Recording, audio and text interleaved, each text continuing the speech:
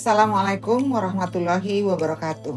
Salam sehat. Penyakit demam berdarah Dengue masih menjadi ancaman serius bagi masyarakat, terutama di musim hujan. Kasus DBD dapat meningkat dengan cepat apabila kita lalai menjaga kebersihan lingkungan.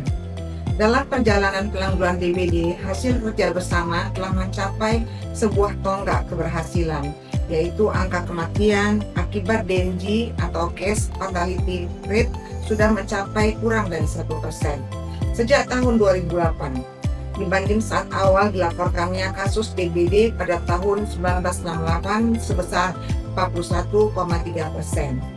Mengingat pembelajaran dari penanganan pandemi COVID-19 dan Indonesia sebagai negara endemis Dengue, maka pendekatan multisektoral yang terkoordinasi perlu diperkuat untuk meningkatkan kesiapan nasional dan daerah dalam menghadapi masalah dan mengantisipasi dampak Dengue yang akan datang.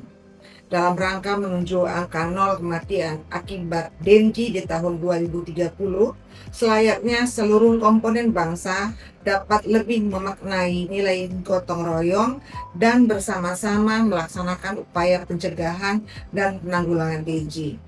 Partisipasi seluruh komponen bangsa sangat penting dikedepankan dalam pencapaian target indikator. Oleh karena itu, Fakultas Kesehatan Masyarakat Universitas Sumatera Utara dalam 3 tahun terakhir ikut berpartisipasi aktif dalam melakukan penelitian untuk menemukan upaya yang paling efektif dalam menurunkan kasus demam berdarah Dengue. Dimulai pada tahun 2023 dan tahun 2024 telah dilakukan penelitian untuk mengurangi kasus DBD dengan cara menurunkan kepadatan nyamuk Aedes aegypti atau angka bebas jentik ABJ di Kota Medan dengan menemukan pengganti larvasida abate dengan larvasida alami yang lebih ramah lingkungan, yaitu serbuk biji jarak Kepiar dan ekstrak biji jarak Kepiar ricinus communis yang mampu menurunkan angka bebas jentik. Saat ini, serbuk biji jarak Ricinus communis telah diberi paten oleh Lembaga Direktorat Jenderal Kekayaan Intelektual DJKI. Nah, pada tahun 2025 ini kami melakukan penelitian untuk mengetahui penerapan ekstrak biji jarak Ricinus communis pada masyarakat di Kota Medan. Apakah masyarakat bersedia menerima ekstrak biji jarak ini sebagai pengganti abate untuk meningkatkan angka bebas jentik ABJ, yang nantinya akan direkomendasikan ke pemerintah untuk dapat diterapkan di masyarakat. Pada tahun 2025 ini, kami melakukan penelitian untuk mengetahui penerapan ekstrak biji jarak Ricinus communis pada masyarakat di Kota Medan. Apakah masyarakat bersedia menerima ekstrak biji jarak ini sebagai pengganti abate untuk meningkatkan angka bebas jentik di Kota Medan yang nantinya akan direkomendasikan ke pemerintah untuk dapat diterapkan di masyarakat. Penelitian ini berjudul Penerapan Larvasida Alami Biji Jarak Ricinus communis untuk Pengendalian Demam Berdarah Dengue di Kota Medan. Adapun tim peneliti ini terdiri dari saya, Insinyur Indra Cahaya SMSI, kemudian yang kedua Ibu Winnie R.E. Tumanggor SKM MPH, dan yang ketiga Dr. Insinyur Evi Naria MKes. Dan melibatkan 3 orang mahasiswa semester 5 Fakultas Kesehatan Masyarakat USU yang merupakan mahasiswa program MBKM penelitian yang terdiri dari Miftahus Sakdan, Atma Aisyah Rudise, dan Safira Akila. Pada kesempatan ini kami akan menyampaikan rangkaian kegiatan penelitian dalam bentuk video sinematografi. Semoga apa yang kami sampaikan bermanfaat. Terima kasih. Wassalamualaikum warahmatullahi wabarakatuh.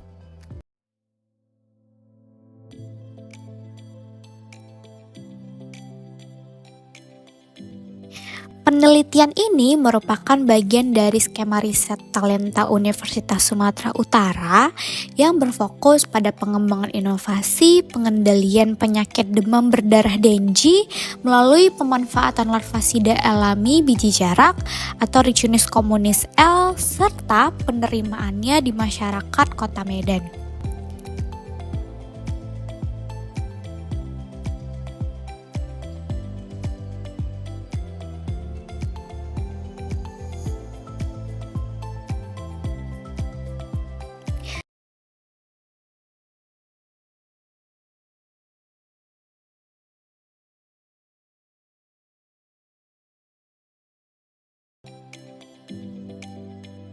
Kegiatan penelitian ini dimulai dari tahap penyusunan instrumen penelitian berupa kuesioner survei yang dirancang untuk mengukur tingkat pengetahuan, sikap, tindakan, dan penerimaan masyarakat.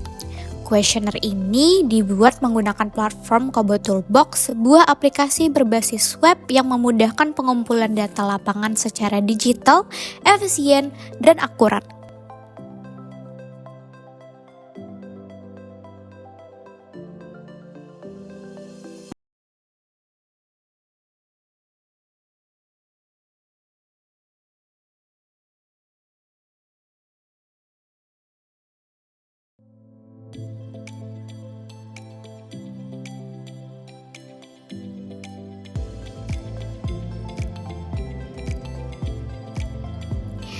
Sebelum penelitian dilaksanakan, seluruh prosedur telah melalui proses ethical clearance oleh Komite Etik Penelitian Kesehatan Universitas Sumatera Utara. Proses ini memastikan bahwa penelitian dijalankan sesuai dengan prinsip etika, seperti menjaga kerahasiaan data responden, memperoleh persetujuan dari setiap partisipan, serta menjamin hak dan keamanan peserta penelitian.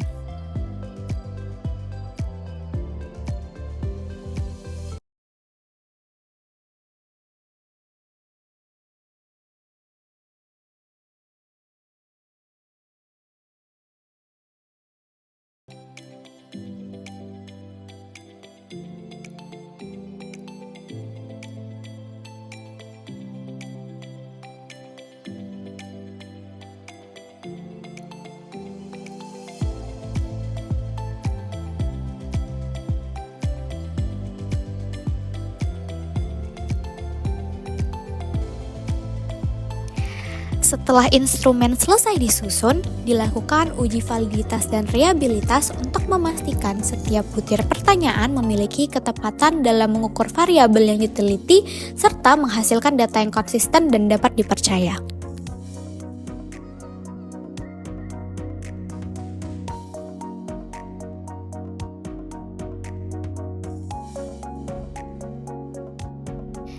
Selain penyusunan instrumen, tim juga menyiapkan skrip video edukasi yang akan digunakan dalam intervensi kepada responden.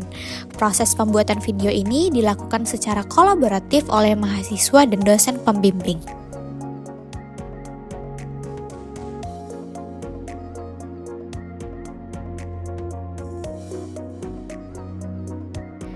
Pelatihan ini penting agar enumerator memahami alur pengambilan data, cara melakukan wawancara, serta etika penelitian.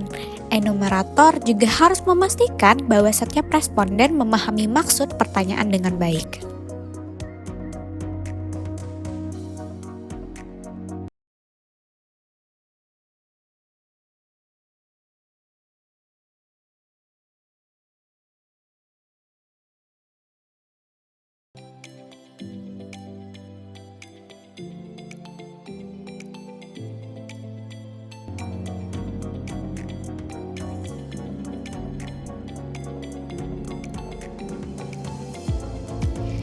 Setelah semua persiapan selesai, tim enumerator melakukan pengambilan data di 21 kecamatan di Kota Medan.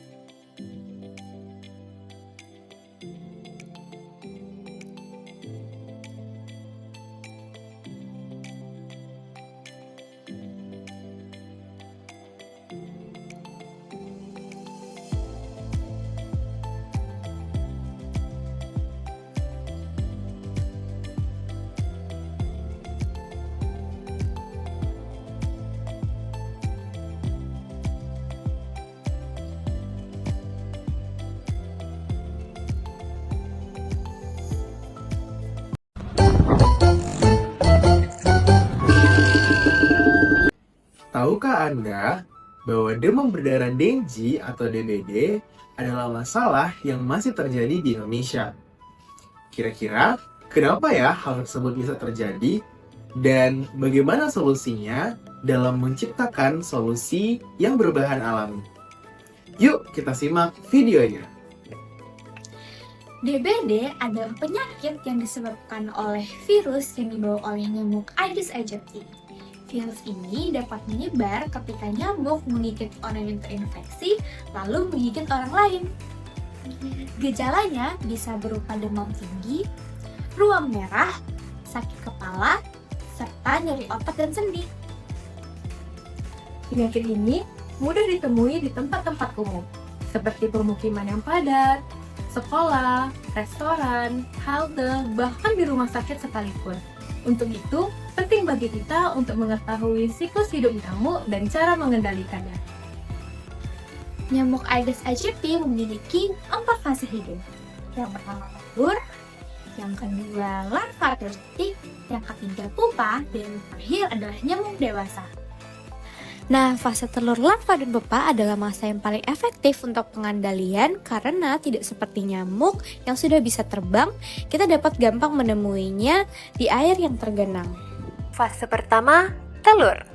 Telur nyamuk bentuknya oval dan diletakkan satu persatu di dinding permukaan air yang tidak beralaskan tanah, yaitu pada wadah buatan seperti vas bunga, ember, bak mandi, dan ban bekas.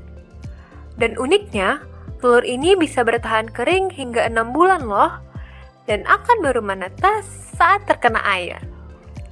Pada suhu 30 derajat Celcius, telur menetas bisa hanya dalam 1-3 hari. Setelah menetas, telur akan menjadi larva atau jentik nyamuk. Jentik nyamuk hidup di dalam air, berenang, naik, dan turun, dan kadang terlihat tegak lurus di dalam air. Fase ini berlangsung sekitar 6-8 hari.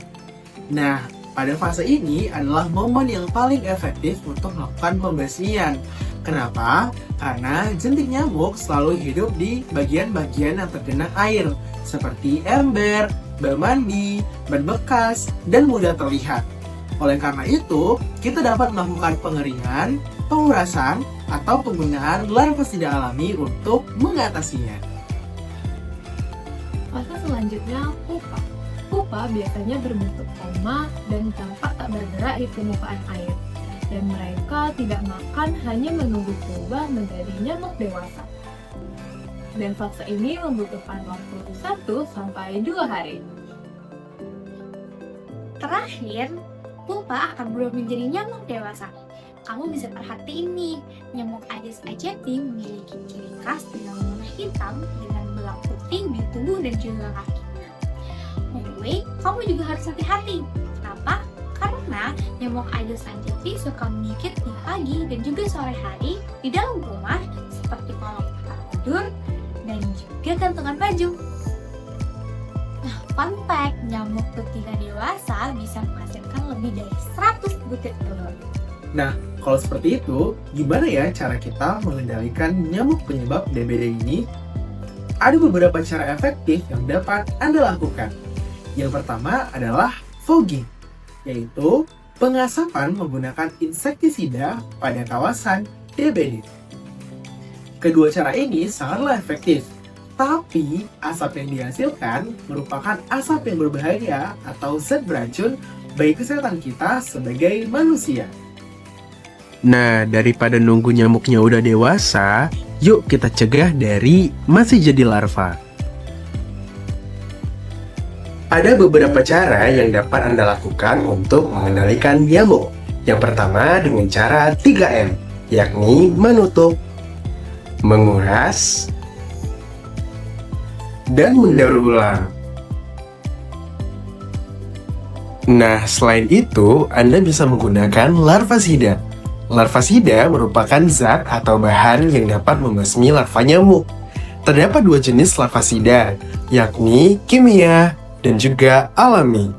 Larvasida kimia adalah larvasida yang memiliki bahan kimia.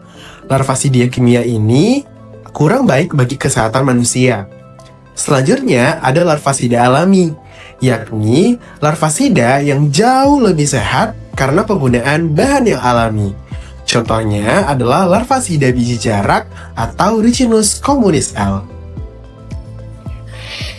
Biji jarak memiliki kandungan saponin dan flavonoid yang dapat membasmi larva nyamuk. Sehingga ekstraksi inilah yang digunakan untuk pembuatan larvasida alami biofasida. Nah, apa ya biofasida itu? Biofasida merupakan larvasida alami yang terbuat dari ekstraksi biji jarak.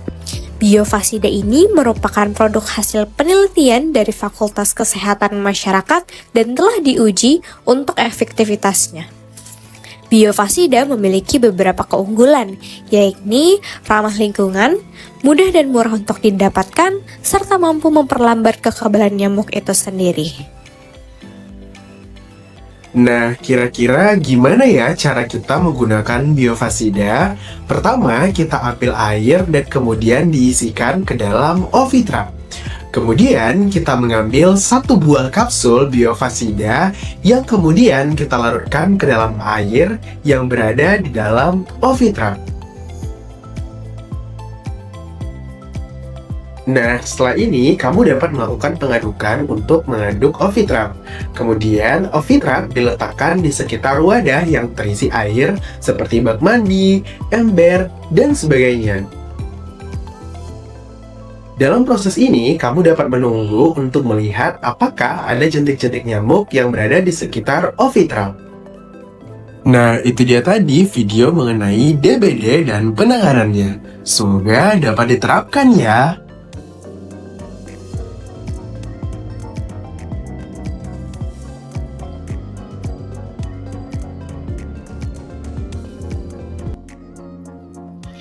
Setelah dilakukan pengambilan data pada ibu rumah tangga di 21 kecamatan di Kota Medan, didapati bahwa sebagian besar responden berusia di bawah 60 tahun, banyak yang bekerja dan memiliki tingkat pendidikan menengah hingga perguruan tinggi. Sebelum mendapatkan edukasi, sebagian besar responden sudah mengetahui bahwa DBD disebabkan oleh virus Dengue dan ditularkan melalui nyamuk Aedes aegypti. Namun, pengetahuan tentang bentuk nyamuk, siklus hidupnya, serta larvasida alami dari biji jarak masih sangat rendah. Setelah diberikan edukasi melalui video, terjadi peningkatan pengetahuan yang signifikan. Lebih dari 97% mengetahui penyebab DBD, 96% mengenali nyamuk penularnya, dan 77% memahami manfaat biji jarak dalam membunuh jentik nyamuk. Sebanyak 86% juga menyadari bahwa larvasida alami lebih aman dan ramah lingkungan dibandingkan bahan kimia.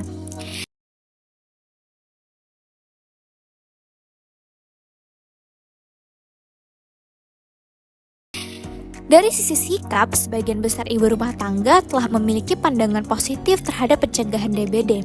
Lebih dari 86% menilai pengendalian DBD adalah tanggung jawab bersama dan mayoritas merasa lebih aman menggunakan larvasida alami.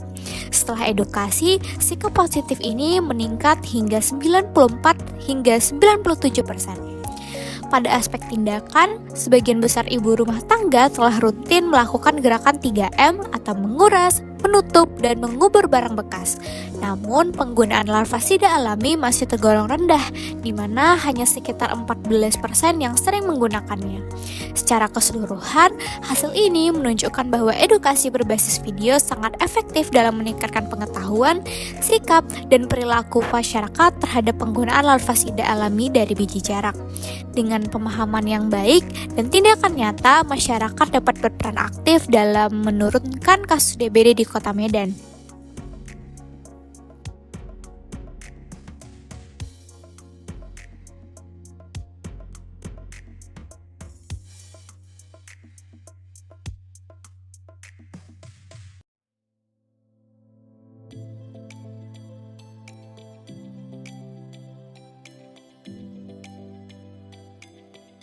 Setelah seluruh data terkumpul dan dirapikan, tim melakukan analisis data dengan perangkat lunak statistik SPSS untuk melihat hubungan antara variabel dengan penerimaan larvasida alami biji jarak. Yang pertama, peneliti melihat hubungan antara karakteristik demografi dan penerimaan inovasi. Dari hasil analisis, diketahui bahwa umur, tingkat pendidikan, dan riwayat DBD memiliki hubungan dengan penerimaan larvasida alami dengan p-value masing-masing di bawah batas signifikan 0,25. Sementara itu, variabel pekerjaan tidak menunjukkan hubungan yang bermakna. Dengan demikian, faktor demografi yang paling berpengaruh terhadap penerimaan inovasi adalah usia, pendidikan, dan pengalaman masyarakat terhadap penyakit DBD.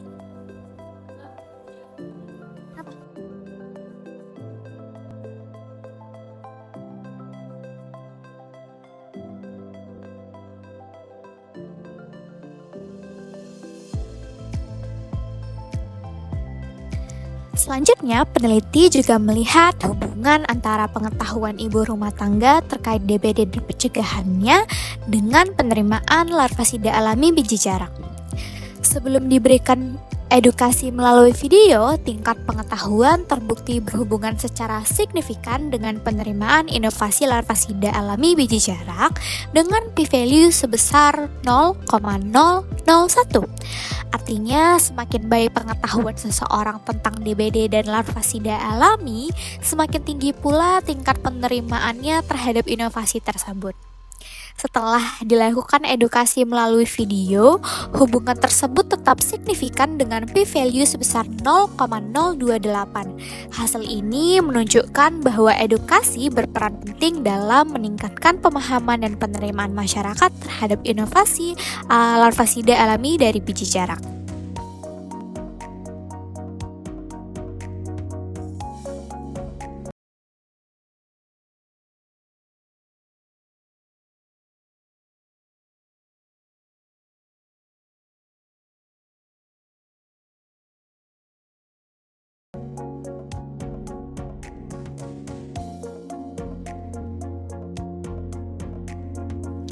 Yang terakhir, peneliti juga melihat hubungan sikap ibu rumah tangga terhadap DBD dan upaya pencegahannya dengan penerimaan larvasida alami biji jarak.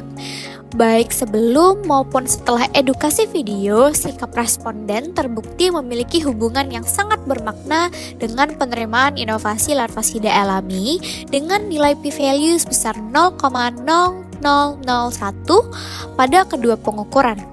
Ini menunjukkan bahwa sikap positif masyarakat terhadap pencegahan DBD menjadi kunci utama dalam menerima dan mendukung penggunaan larvasida alami biji jarak sebagai alternatif yang ramah lingkungan.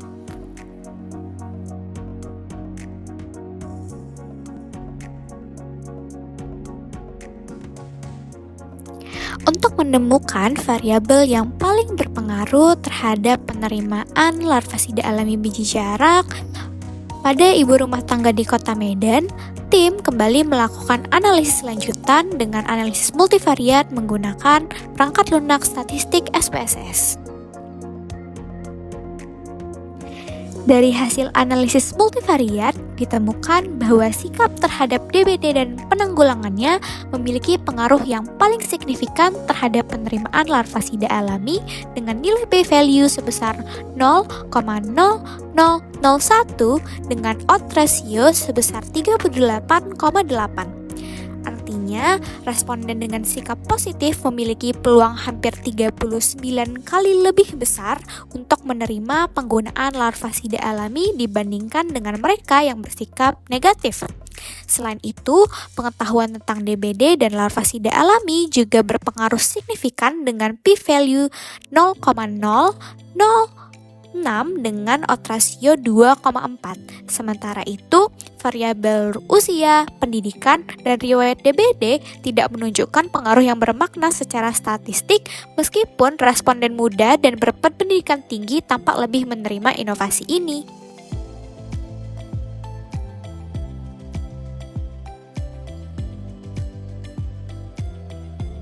Setelah edukasi diberikan melalui video, hasil analisis menunjukkan bahwa sikap tetap menjadi faktor paling dominan dengan p-value 0,0001 dengan odds ratio 3,6 dan menunjukkan bahwa responden dengan sikap baik terhadap pencegahan DBD memiliki peluang 3,6 kali lebih besar untuk menerima penggunaan larvasida alami dibandingkan dengan yang bersikap negatif. Variabel pengetahuan juga menunjukkan kecenderungan positif dengan odds ratio 1,35 meskipun secara statistik belum signifikan. Sementara itu, variabel usia, pendidikan, dan riwayat DBD tetap tidak memiliki hubungan yang bermakna.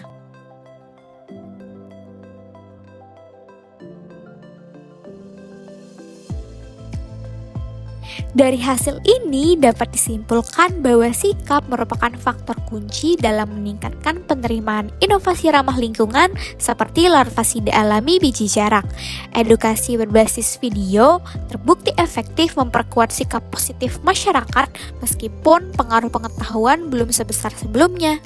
Dengan perubahan sikap yang lebih baik, masyarakat diharapkan semakin siap untuk beralih ke solusi alami dan berkelanjutan dalam upaya pencegahan demam berdarah Dengue di Kota Medan.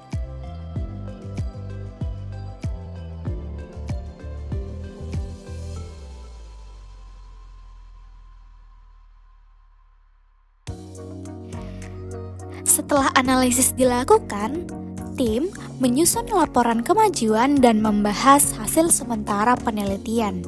Kegiatan ini juga disertai dengan bimbingan rutin bersama dosen pembimbing guna memastikan kualitas data, ketepatan analisis, serta arah penelitian tetap sesuai dengan tujuan yang telah direncanakan.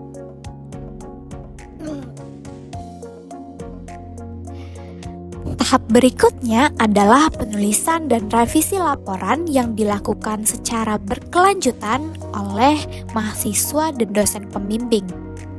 Dalam proses ini, mahasiswa tidak hanya belajar mengenai penulisan hasil penelitian, tapi juga mendapatkan pembinaan dan pelatihan penulisan ilmiah, serta kegiatan pendukung lain yang meningkatkan kemampuan riset dan publikasi.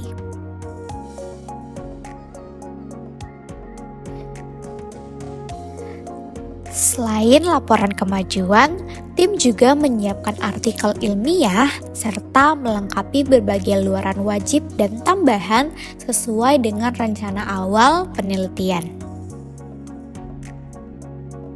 Melalui rangkaian kegiatan ini, penelitian tidak hanya menghasilkan data dan temuan ilmiah, tetapi juga menjadi sarana pembelajaran bagi mahasiswa untuk mengembangkan kompetensi dalam riset, analisis, dan publikasi ilmiah di bidang kesehatan masyarakat.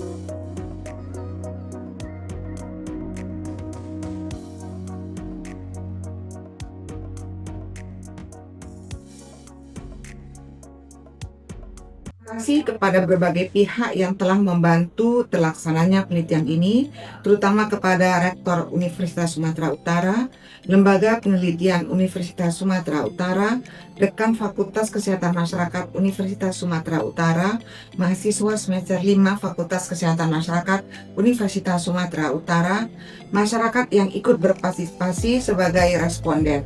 Semoga penelitian ini bermanfaat bagi masyarakat Kota Medan, khususnya dan Indonesia, untuk mewujudkan cita-cita kita bersama di tahun 2030, nol kematian akibat Dengue di tahun 2030 atau Zero Dengue Death 2030. Sekian, terima kasih, salam sehat.